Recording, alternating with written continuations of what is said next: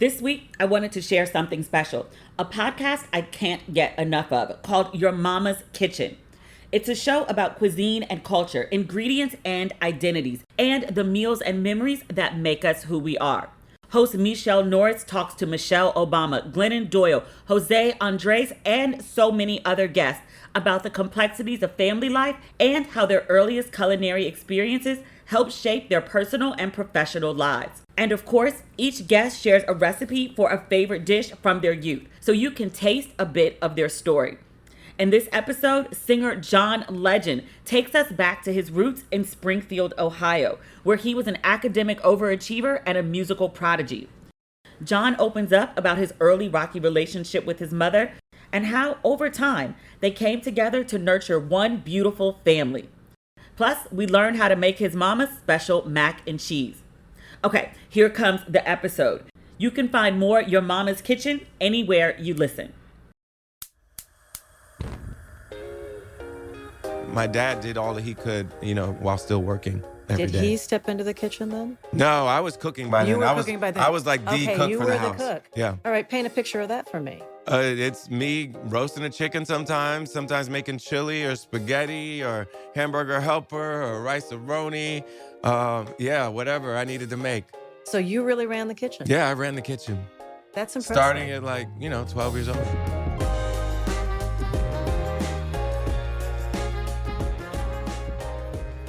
Hello, and welcome back to Your Mama's Kitchen. This is the place where we explore how we are shaped as adults by all the kitchens that we grew up in as kids. And if you're watching this, you see who I'm here with. If you're listening, I'm going to tell you a little bit about this guest, and I'm going to hope you can figure out who it is. This is someone who's had multiple platinum records, starting with Get Lifted. That was his debut album that forever changed the landscape of R&B and soul music. It is the album that gave us that Grammy Award-winning hit, Ordinary People, a song I love, a song that we all sang along with. He is also a 12-time Grammy Award winner. He was the first Black man to win an EGOT, that's an Emmy, Grammy, Oscar, and Tony. He's known for his political activism and also for his style, which you can quite clearly see if you're watching this. I'm, of course, talking about John Legend. Michelle, it's so good to hang out with you. Thanks for being here. It's great to be here. And thank you for letting me into your home so I can see how you live and how you work. Something's cooking in the kitchen, so it's good that we're going to be talking about the kitchen. So this home is so we actually don't live here, but we bought a residential home as kind of like a creative hub for us. So it's like our office, our production house. I record all of my albums upstairs in what used to be the master bedroom here. And then Chrissy uses the kitchen to develop recipes with her chef and photograph things for her cookbook and develop all the products that you see come out for Cravings. I feel so lucky to be here. It's such a cozy space. There's pots and pans and big bowls of snacks. It's a creative space, yes. SpongeBob is looking at over us. Snacks everywhere. Chrissy loves snacks, and the kids' school is right down the street, so they'll usually come here after school, and it's just a really it's full of creative energy, full of life and love. So I don't know if they're baking cookies or banana bread, but something smells wonderful. Yes. So let's begin with both. The kitchen. Really? Okay, good. Snacks afterwards. Our show always begins with an origin story. And the theory is that we become who we are because of life lessons from the kitchen. Yes. So take me back to Springfield, Ohio. Yes. What was the kitchen like that you grew up in? So I grew up in Springfield, Ohio. We grew up in a 4-bedroom house in a kind of middle-class, working-class neighborhood. My dad was a factory worker, and so every day he would go to build trucks for a living. He worked at International Harvester? At International Harvester, which eventually became Navistar International, and he was on the assembly line, and he would build trucks. He was a UAW, union auto worker. Was your family a big... Did they cook a lot? Did they cook big meals during the week, or was it more fast food? It was more frozen dinners. It was more kind of utilitarian cooking. What does that mean? Like my mom she didn't like glory in cooking. She didn't love it like I love it, and like Chrissy loves it, and like some of my aunts and relatives loved it. She cooked, but she wasn't the person that was like didn't wake up every day thinking I'm excited to make this meal. I have this new idea. She didn't love it like that. So 4 kids, they have to be fed. So what was dinner like on a Tuesday? So sometimes it would be probably the most effort went into the meat, whatever that meat was Uh-huh. going to be, whether it was salmon or whiting or Oh, very, very uh Midwestern fish. That yes, very. very Midwestern fish. And then a lot of times they would use kind of boxed foods like rice-a-roni or hamburger helper or Kraft mac and cheese, Velveeta mac and cheese, all those kind of easy shortcuts. When you got 4 kids, you're just trying to get it done. And there were a lot of kind of boxed foods that helped you get it done. Describe the kitchen for me. Hmm. If I were to walk to the front door of your house, make my way back into the kitchen, Yes. what did it look like? Go back there in your mind.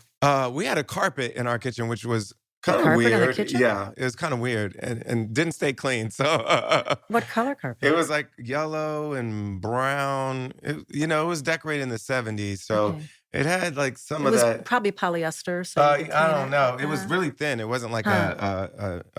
lush carpet. It was very thin carpet. But we had a carpet in the kitchen, and it wasn't a great idea. Like you need tile there, Okay, yeah. especially all the spills that are going to happen. Again, I don't think my mom cared too much about cooking or the kitchen, so she didn't put a lot of energy into making the kitchen amazing. What about the kitchen table? Is that where you spend a lot of time with your siblings? Yes, so we spent a lot of time at the kitchen table, and we were homeschooled by my mother. That's why I asked. And so actually, if you see my show, my solo show where I tell my songs, I tell my stories and sing my songs, you'll see a picture of me sitting at the kitchen table with my mom teaching me, homeschooling me, because I had won the Springfield City Spelling Bee, and part of the kind of the headline of the story in the newspaper was product of home teaching wins the Springfield City Spelling Bee. And they came to my house and took a picture of me sitting at the kitchen table with my mother. And so in a lot of ways, that kitchen table shaped me because a lot of my education was happening there. So all of you were homeschooled. At least for a little bit. Not really my younger siblings, because by the time they were school age, my parents got divorced and we were going to public school. Mhm. That's probably why your mom didn't have a lot of energy for cooking. Because she's Yeah. like, teaching Yeah. mathematics and Yeah. reading and, She had a lot little going art on. projects while she's homeschooling. And then she Yes. has to pivot and try to get dinner together. That's a little bit difficult to do. Yeah, it was hard. And so she didn't spend a lot of time cooking. And also, when she did cook, I was really into it. So I wanted to learn from her when she was cooking. And so I was like, I'll do it, Mom. I'll take over. And so by the time I was like 10 or 11, I started cooking in the house. For the whole family? Yes. What were your specialties? Some of that same boxed food, but also sometimes we would roast a chicken in the oven or grill a steak on the stove or something like that. But still a lot of those shortcut meals too. You sound like you're an old soul. I am an old soul. I got along really well with my grandmother, my maternal grandmother especially. She was the church organist at my church, and my mom was the choir director. My grandfather was the pastor. And so I grew up around them a lot, and I enjoyed being around older people. And particularly my grandmother, she taught me how to play gospel music. And so when you hear me playing and singing, I'm still very influenced by her musical tutelage. And so, yeah, I was definitely an old soul as a kid. Did you get involved in music with the idea that you were going to be part of the musical ministry at the Yes, church? at the Or time, did yes. you have pop stardom in mind? I think I was thinking about both. I definitely wanted to lead the music at my church as a young person and be involved in the music at my church. But there's always that kind of sacred and secular divide for kids that grow up in the church with music. And you've seen a lot of our biggest R&B singers having started in the church, and sometimes there's some friction coming from the church and going into secular music. But I didn't feel that much friction, and I was always into the idea of, I'm watching the Grammys and I wanted to be on that stage just like those Grammy performers were. And so I always had a feeling that I wanted to be on that big stage, and I didn't want to limit myself and not do secular music. Why did your mom decide to homeschool you? And was it easier to nurture your dreams at a kitchen table than it would be, say, in a public or even a private school where kids, because, kids can douse your dreams. They can, you're not all that, or try to get you to absorb their dreams or what they think they want to do in life? So it's interesting because I think a lot of what they were hoping was that we would have a Christian education. And so actually before I was homeschooled, I was homeschooled a little bit, kind of like in the kindergarten years. So I never went to organized kindergarten. But when I first went to an organized school, it was a Christian school, private school. And my parents, were very religious and didn't really want me exposed to a public school education when they thought a Christian education would be better.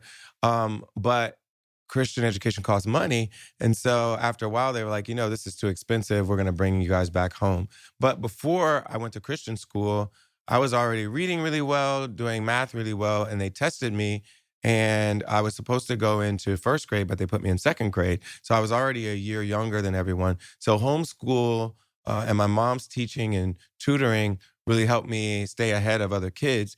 And once I got to private school, I was there flourishing, doing really well, and also involved in music at school, music at church, music at home. And so I guess, would my dreams of being a musician have happened the same way if I wasn't homeschooled? Probably, because I think so much of the influence happened at church, and we had a piano at home too. And I don't think me going to organized school would have dissuaded me in any way from loving music and then also being around a lot of music.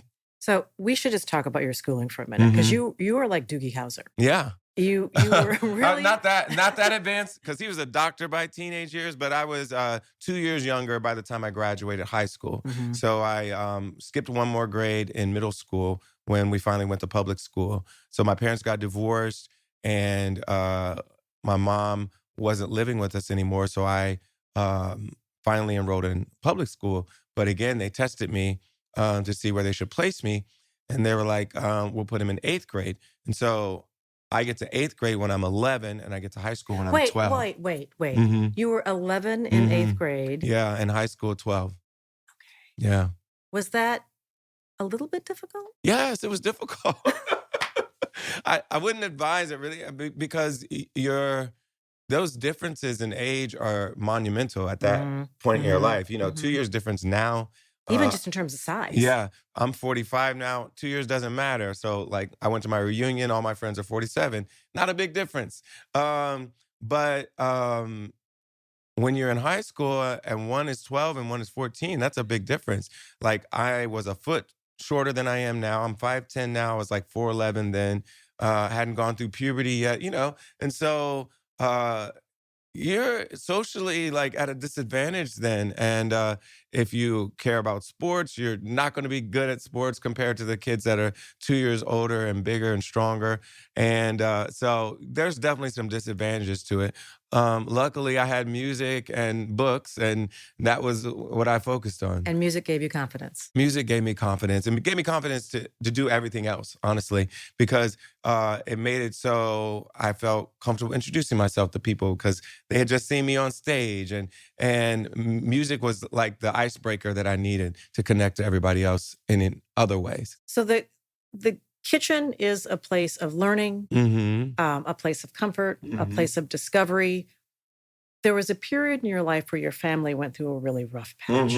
So that same grandmother that was the organist at my church, she worked with my mother a lot because my mother was the choir director. They were very close. She died at a really young age. She was only 58 years old. And so, right kind of in the heart of my childhood, and when she and my mother were getting really close because they were together a lot, she died, and it really devastated our whole family. But my mom took it really badly, and she got depressed first, and then she started to kind of spiral and went into drug addiction and was estranged from us for a while. Depression is something that we talk about by name now. But there was a long time where we didn't know. You'd say, oh, somebody has the blues. Yeah, we didn't talk about it like that then. Yeah. And I didn't really process what was going on. I was more just kind of upset. And I didn't even necessarily understand that it was because her mother died. I was just upset that we didn't have her mom around, and that she seemed to be failing, like she was failing us, she was failing herself. And I was upset with her at the time. You haven't talked a lot about it. You're starting to open Hmm. up. You and your mom are very close Yeah, now. So, and at the show, we appreciate that when people tell these stories because everything in the kitchen is not always apple pie and cookies. that's right. That's right. It's where we have our loudest laughter and Hmm. sometimes our toughest tears. Yeah. When your mom was going through that, was it rather sudden or was it sort of a slide? And were you able to? Sometimes when you're the oldest, I'm the second oldest. So, and yeah. sometimes when you're, I mean, oldest meaning like top of the tier in the Yeah. family, Hmm. you're a fixer. You're trying to like make everything right. So did you notice that this was happening? And were you and your siblings, or in you in particular, because you say you're the one who was cooking and you're the one who would always take on those roles, were you trying to figure out how to navigate that in some Well, I'm definitely one of those people that likes to fix things, and I think I kind of attribute it to being a middle child because I'm like I had my older brother, my younger brother. They would fight a lot, and I'd be trying to like break it up and be the peacemaker in the house. And my personality is a lot like my dad's. He's very mellow and peaceful and just calm under pressure. And so I have his personality in a lot of ways. And so yeah, I would try to like just try to fix things, but all of us kind of uh, figured out how to help. So we all had chores around the house, whether it was doing dishes, doing the laundry, cleaning the bathroom. Even before my mother was gone, they were teaching us to do all these things around the house. And they taught us that that was our part of our role as, being raised in this home. Like you have to do chores. And so we were all learning to do things around the house that we need to do to take care of ourselves now, we were doing as kids as contributors to the home. So part of our allowance was based on, Saturday chores. whether or not you did the chores. And we had a checklist on the wall. And so everybody was involved. It wasn't just me. But I particularly gravitated towards cooking and I enjoyed cooking. And I liked the idea of creating something that everybody could love and enjoy together. And so I've always enjoyed that. You said your mom was gone for a while. Mhm. Did she leave? She was Did gone. she- So my parents got divorced and my mom was living across town Mhm. and we barely saw her for about like a decade. A decade is a Mhm. long time. Yeah.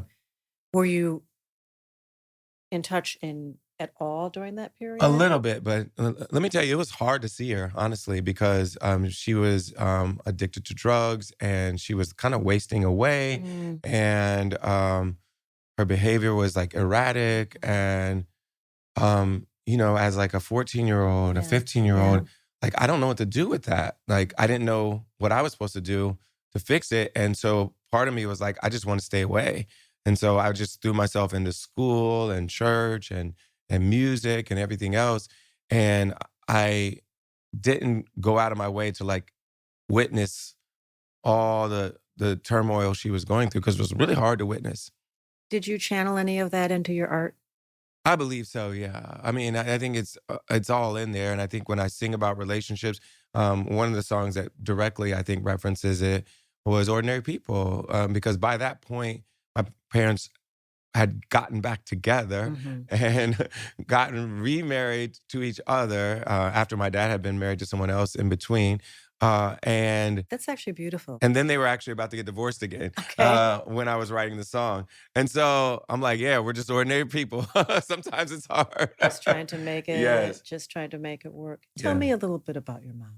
Yeah, she's so brilliant and like gorgeous, and she's just a light. Like if you ever see her, or spend time around her, she has such positive energy. She loved teaching us. Uh, she just leaned into being a homeschool teacher. She loved it. She wasn't formally trained to be a teacher, but she was really good at it and enjoyed it. And she loved music. She loved teaching. She loved reading. And she loved Jesus. So she was at church all the time, directing the choir. And she grew up she was a preacher's kid, and she grew up in a household that was pretty strict. And my grandfather had 5 girls and 1 boy. And if you know anything about the church, specifically the Pentecostal church during that time, is pretty traditional and fundamentalist, and had a lot of rules around what women could do, what they couldn't do. They were expected to get married at a pretty young age. So my mother met my father as a late teenager and got married when she was 18 years old. And so she went straight from her dad to my dad. And I think part of what happened with her was the grief of her mother dying, and then also just never having a chance to be her own person, and going straight from her dad to my dad and to being a mother. I think like she just needed like to release somehow, and it happened unhealthily, but I think that was kind of part of the cause for it. You know, when you have an estranged parental relationship, it's odd. I have a similar story in my family. When my parents got divorced, my mom moved out, lived down the street, 8 blocks down the street. And we wound up becoming very, very close. That's not promised to you when you have that kind of break. You know, I too grew up like Gidget with my dad, you know, when they broke up. But in order for you to come back, both sides have to be open. Yeah. The heart has to be open on both sides. Yeah. And it's sometimes hard because you're still processing, where were you? Yeah. You know, you're still processing like, I needed you when you weren't around, and you have to put that away. And sometimes you have to just do enough living so you understand the causes for these things. I think we have a hard time accepting that our parents are human, and that they're flawed, and that they're weak sometimes. And like, just, you know, that when life happens, like, yeah, they might get depressed, or they might do some things that are harmful to themselves or to others. But they're human. And when we start out, we just see them as they're everything. They're our parents, and they can do no wrong. But eventually, as you get older, you just realize they're actually human, and they're susceptible to all the human frailties and flaws that humans have. And I think it makes it easier to forgive them too. Tell me about your dad also. Because he stepped in, kept everybody together. He's working at International Harvester, and now he's coming home and dealing with the hamburger helper and the rice-a-roni and everything else. So how did he manage to keep the family together and keep you all on track? Well, we needed help. You know, he needed help. So he had folks from the church come by and help out. We were kind of latchkey kids at that point because my older brother and I, you know, we were old enough to, you know, we could be left at the house to make sure everything didn't go awry. And, you know, during that era, you know, parents weren't as helicoptery as they are. Oh no, we were feral. Yeah, we were feral, you know, and we could roam the streets and play with our cousins around the corner and just be home by dark. But also neighbors watched out. Yeah, neighbors watched out. And there was a sense of neighborhood in my community. Our next door neighbors we all knew. The ones on the left side went to church with us. And my grandfather actually raised my mother in the house that we were living in. So not only were they our neighbors, but they had known my family and my mother's family since my mom was a kid. And so there were all these people around us that helped take care of us, helped look out for us. I had a Black male high school counselor that really looked out for me, and, you know, helped me apply to colleges and just had my back at school. And we had aunts and uncles that came through when we needed them, choir directors, just different people around the community that, you know, just stepped in and helped out. And then my dad did all that he could, you know, while still working every day. Did he step into the kitchen then? No, I was cooking by then. You were cooking by then. I was like the cook for the house. You were the cook. Yeah. All right, paint a picture of that for me. It's me roasting a chicken sometimes making chili or spaghetti or hamburger helper or rice-a-roni. Yeah, whatever I needed to make. So you really ran the kitchen? Yeah, I ran the kitchen. That's impressive. Starting at 12 years old. And was that in part because you liked it, or was it? It was a necessity and I liked it. Okay. Well, the necessity part was my mom was gone, but I had already started learning from her when she was there and cooking because I enjoyed it. Yeah. Was it a way to kind of get in touch with her also? Yes, but also I think I liked the project. I liked creating something and sharing it with people. Like, I still enjoy it a lot. It's also sometimes when you're going through something, it's a world that you can control. Yes. It's control, it's creativity, it's something to occupy your mind and your energy. And then the result is something that you can share with people and make them happy. And I loved all of that. John, you're known for your political activism. We saw that most recently in the election. Yeah. You have done a lot to raise money for certain causes that you care a lot about. And you've done work in particular for people who are formerly incarcerated and people who are in prison. Is that in part because of your life's journey and what happened to your mother? Is there a connection between those two things? Yes, but my mother was only briefly in jail, and I wouldn't think of her as someone that was incarcerated for any significant period of time. But I've had other relatives and close friends I grew up with who did a bid. Like, they were in prison for years and have had to come back to society, and that's really hard. Hard to find jobs, hard to find housing, hard to find just people to give you a second chance. And so I've definitely been influenced by that.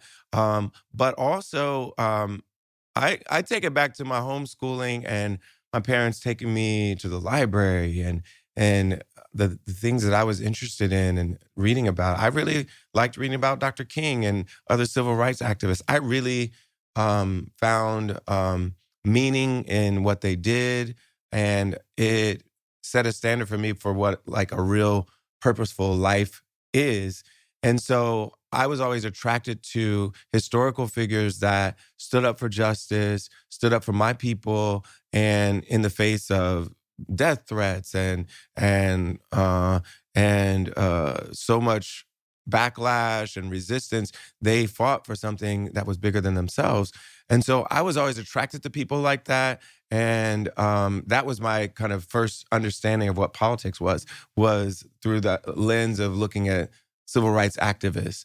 And so I've always thought about politics in the sense of how can we get closer to equity and freedom and justice for everybody?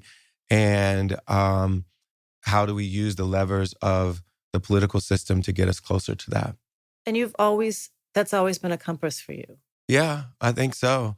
And I think I was influenced by all those activists that I talked about, but also by seeing musicians and seeing the musicians that use their platform to actually make a difference. Because at that same time that Dr. King was marching, people like Mahalia Jackson were there, and Nina Simone, and Aretha Franklin was there, but also giving money. Harry Belafonte was there, but also giving money. Yes.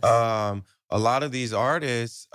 he took care of the King kids. Yes. Yeah. They knew that they were in a very fortunate place to have come from our community and made it big. You know, Harry Belafonte was one of the biggest recording artists in the world at the time. Aretha Franklin, one of the biggest recording artists in the world. And they knew where they came from, and they used the platform that they had to actually give back and support the movement. And so, again, these were my examples, and these are the people that I thought of as role models of what an artist is supposed to be.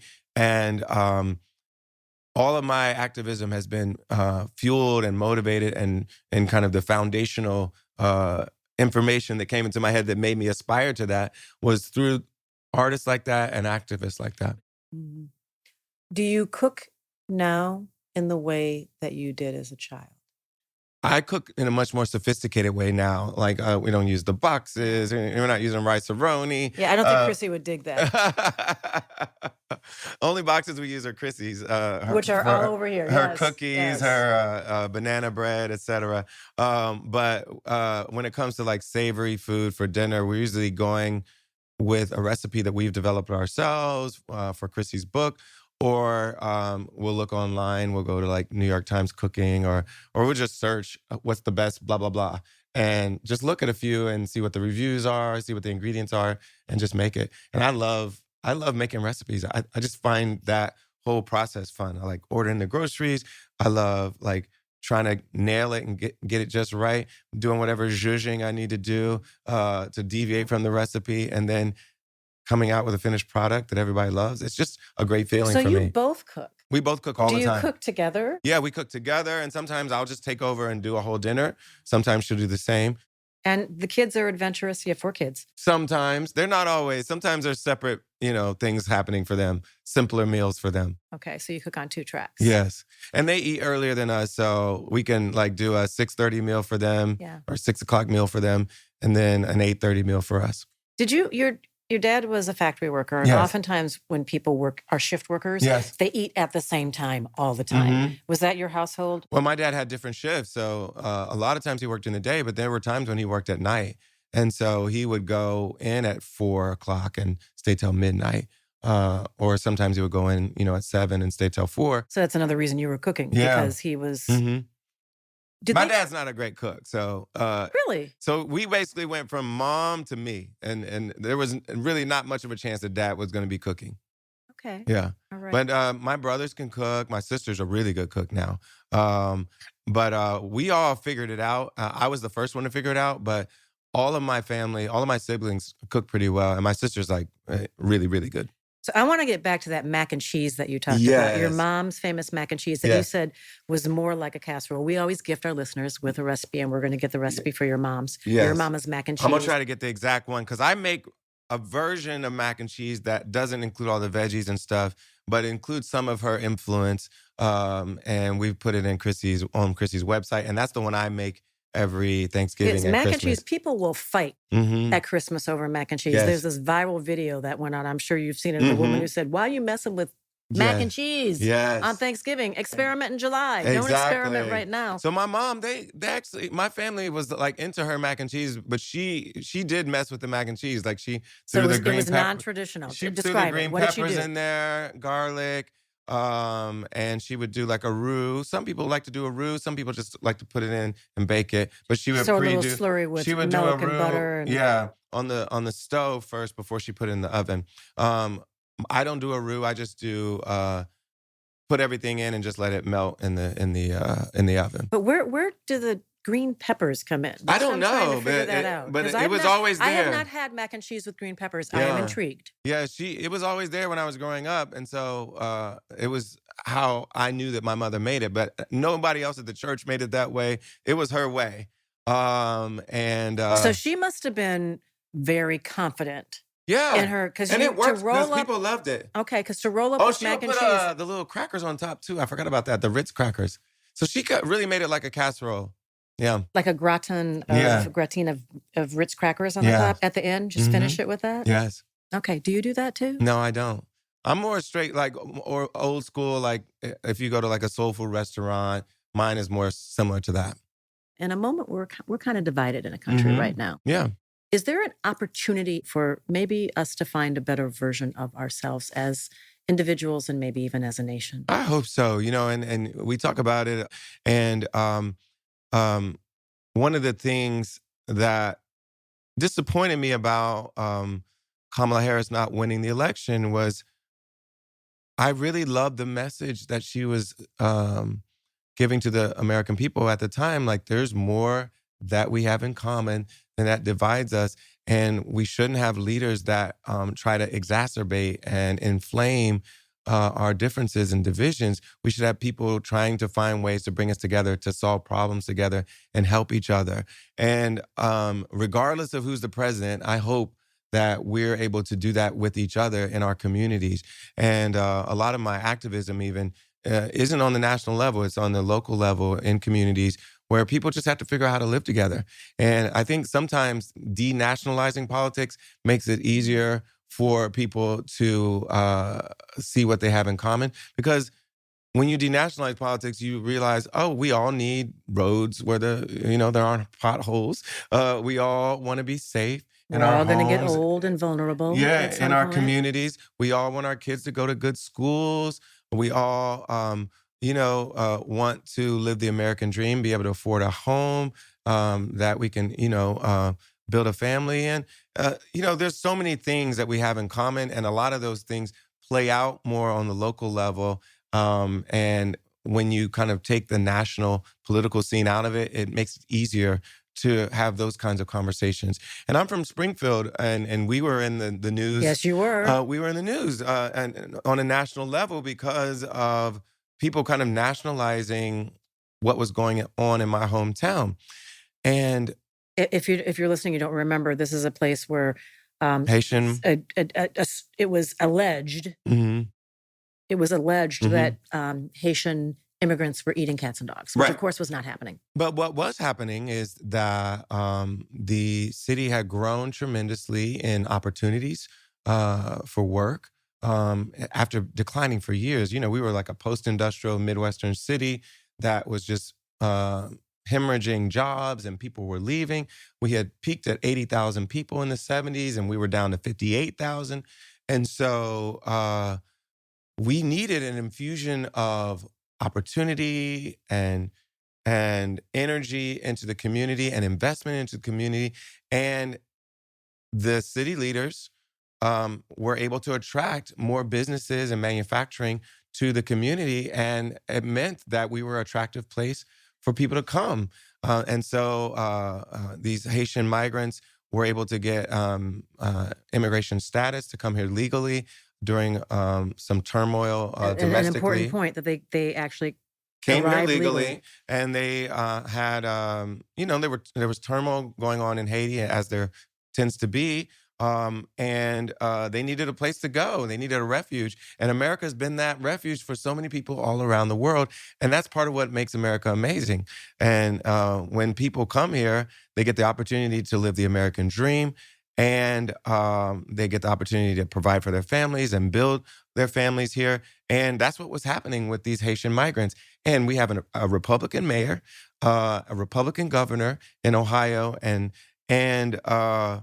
they were being welcoming. They weren't playing up divisions. They were, being what local leaders have to do, which is getting stuff done, figuring out how to make it work, and not using these big national issues to divide people, but figuring out how, as a community, are we going to come together and solve whatever problems we have. And the problems were, they speak a different language. It's harder for them to communicate with doctors and with service providers. So we need to figure out how we can get more bilingual service providers into the town. But everyone in the community was like, okay, we got to work together. We're going to figure this out. We might need some additional resources. But what they didn't need was somebody on the national level coming in, spreading hate and fear and division. And as soon as they did that, that's when the bomb threats came. That's when the KKK started marching. And the city's like, just leave us alone. But that's also when people stepped up and started eating at Haitian restaurants and standing up and for so that's people what I in their did. communities. That's what I did. I went, I have a song that's, by the time this podcast comes out, it will have just come out, with a Haitian artist named Michael Brune. And we had recorded the song last year, but he was so grateful for me for stepping up and saying something about the situation in my hometown with the Haitian migrants. He's like, man, we got to put this song out and show this unity between Americans and Haitians, Black Americans and Haitians. And so we released this song, and part of what we did to kind of celebrate releasing it was we went to a Haitian restaurant in my hometown, and the food was amazing. I know the food was amazing. And I think what the conceit of this whole experience is, that food really brings people together and allows people to talk in a certain way. That's why they call it comfort food. Exactly. And so I loved the act of just going to a Haitian restaurant in my hometown and feeling that connection. And my mom came, my sister came. It was their first time eating there too. And so we were able to bridge that gap and have a conversation right there in my hometown at a new Haitian restaurant that was delicious. And I feel like if more of us are willing to have those kinds of meals and conversations on those small levels, those local levels, I think we'll all treat each other better. And hopefully it'll elevate to our national political discussion being more empathetic and more understanding as well. Hope so. Mm-hmm. I have loved talking to you. My I have pleasure. one last quick question. Mm-hmm. For people listening to this conversation and hearing you and hearing particularly about your relationship with your mom, Mm-hmm. They may be estranged from someone in their family right Mhm. now. A little bit of advice for them, or a word for someone who maybe wants to make their way back to somebody. Well, I think part of the breakthrough for me was just growing up and seeing life and understanding that life happens to everybody, and that our parents are not immune from that. They're not perfect. They're not going to do everything right. They have frailties and weaknesses. And some people are dealing with histories of abuse and things that are much harder to recover from. So I can't tell everyone, you have to forgive, you have to show grace to these people, because sometimes it might be too hard to come back from whatever they've experienced with that person. But if you see a way to do it, if you see a way to understand why they did the things that they did, to empathize with them, to understand that nobody's perfect and that we all have human frailties, if you allow yourself to see that from their point of view, I think it will help you forgive them and find a way to reconcile. And I love having my mother in our lives, not just my life, not just my siblings' lives, but our kids. Them having a grandmother that they can hug on and love on and learn from is so key. And it's something that I had growing up, and I would never want my kids to not have that.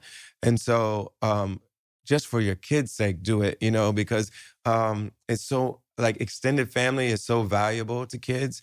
I really think it means so much. Like, it's cool for them to have their friends at school and your friends in your neighborhood and all that stuff. But there's something about that blood connection that is really nice. And my kids feel it. Every time their cousins come to town, every time we go see them in Ohio, there's something special about it. And whenever you can find a way to reconcile, to create that village of family members around them, I think it's great. I have loved this conversation. Thank you for Thank inviting us into your home. Thank you. Thank you for looking back over your shoulder and letting us learn about John Legend and also Johnny Stevens.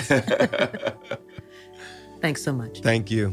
I just love this conversation, and I look forward to listening to the re-release of Get Lifted by the time this episode comes out. That new release will be out in the world, and I probably will have already listened several times. I look forward for you to listen to. Now, before we let you go, we want to remind you that we want to hear your stories too. We want to hear about your memories, your recipes, your thoughts on some of the previous episodes. So you can record yourself on a voice memo and send that to us at ymk@highergroundproductions.com. And if you do, your voice might be featured in a future episode. And if you want a chance to make John Legend's mama's recipe for that mac and cheese with the green peppers and the Ritz crackers on top, you can find that recipe on my Instagram page at Michelle__Norris. And you can, of course, find it and all the recipes from all the other episodes at yourmamaskitchen.com. Thanks so much for listening. I'm so glad you're here. I hope you'll come back soon, because you know us at Your Mama's Kitchen. We are always serving up something wonderful. Until then, be bountiful.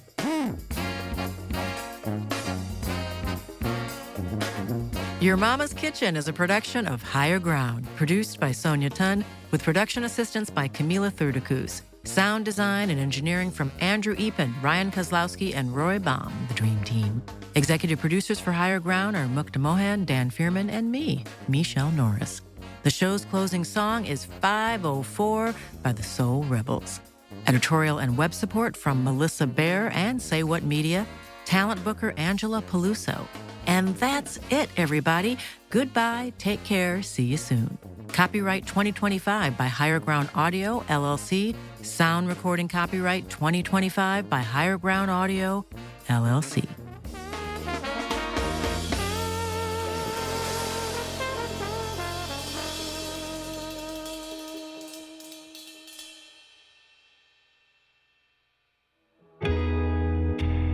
Higher Ground. You just heard an episode of Your Mama's Kitchen. You can find more Your Mama's Kitchen anywhere you listen.